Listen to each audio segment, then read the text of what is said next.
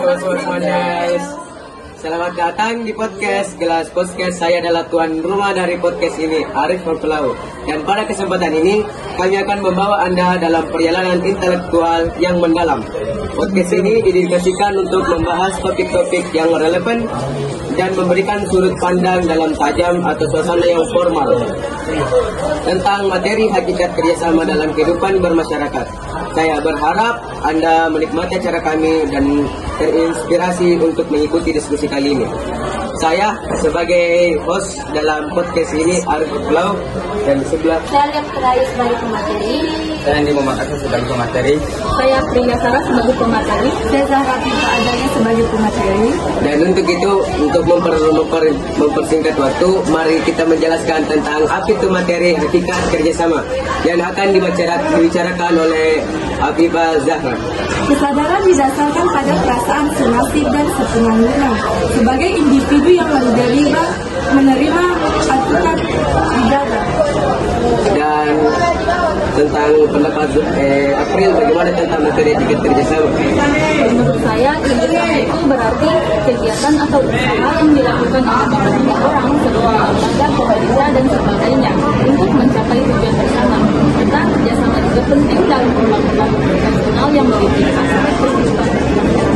Menurut Anda bagaimana tentang materi hakikat kerjasama? Saya pada hakikat kerjasama merupakan kegiatan atau usaha yang dilakukan dua orang atau lebih untuk mencapai tujuan bersama. Semangat kerja sama dalam kehidupan masyarakat terwujud dalam kegiatan bergotong royong.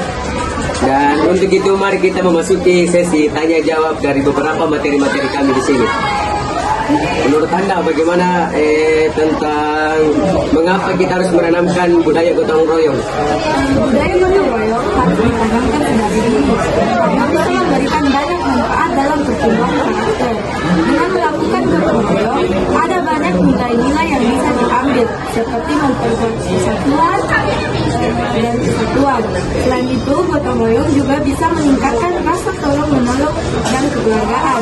Kegiatan gotong royong itu bisa membantu untuk bersosial secara baik dengan banyak orang. Jadi istilahnya sini gotong royong melakukan kerjasama dalam menguntungkan masing-masing pihak.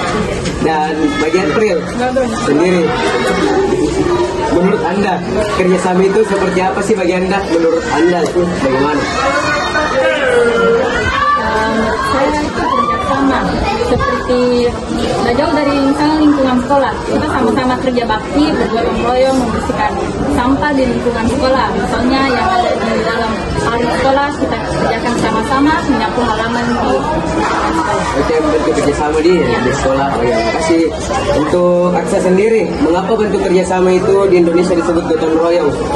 Seperti apa konsepnya? Gotong royong sendiri berasal dari kata gotong yang berarti pikul atau angkat, dan kata royong yang berarti bersama-sama, dan di mana gotong royong sendiri bermakna bekerja atau menyelesaikan tugas secara bersama-sama untuk mencapai hasil yang diinginkan.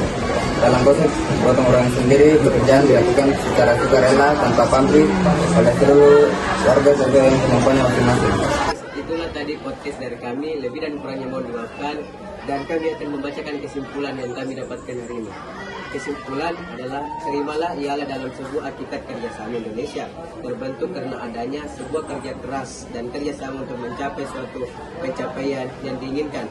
Lebih dan kurangnya mohon dimaafkan. Wabillahi taufiq wal hidayah. Wassalamualaikum warahmatullahi wabarakatuh.